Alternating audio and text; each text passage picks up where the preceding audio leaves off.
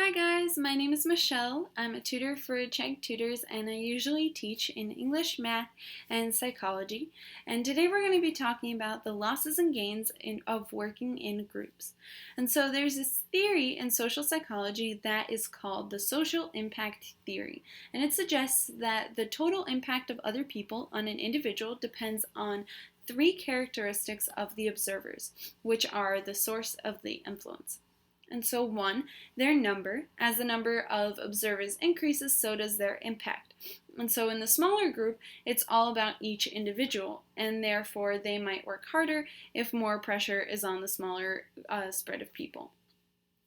Two, the strength or the importance of power of the observers. So this is determined by factors such as statuses and ages of the observers and their relationships to the individual. This might enhance or impair performance depending on what position the people have.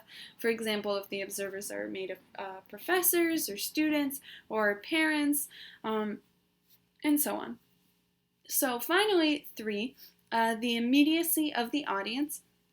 So this means their closeness. So are they meeting via video or Skype or behind a mirrored glass? Is it face to face? All of these can impact an individual differently. And so a researcher named Latane believes that social impact theory can help explain why the presence of others sometimes leads to social facilitation and other times to social loafing. And so in social loafing situations, each individual is only one of several targets of forces coming from outside the group. But in social facilitation, the person is the sole target of influence from an audience or from coworkers.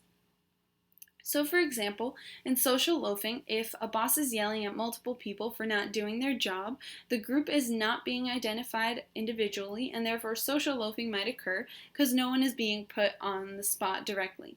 However, in social facilitation, if the individual is a coworker in front of a committee of managers and they're being evaluated on his or her work, if that work has been substandard and he has to defend himself, all eyes are on that person, and so the attention enhances or impairs the behavior.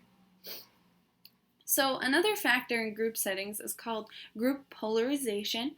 This is a group-produced enhancement of members' pre-existing tendencies. And so this is basically a strengthening of the member's average tendency. And however, this isn't necessarily a good thing. So what a strengthening an average tendency really means is an exaggeration of decisions an individual would make on his or her own. And so group polarization refers to the tendency for a group to make decisions that are more extreme than the initial inclination of its members. And so this can occur in schools and clubs, communities, workplaces, occupations, religious groups, online, in many, many places. And so it's important to be aware of how being in a group affects your everyday performance.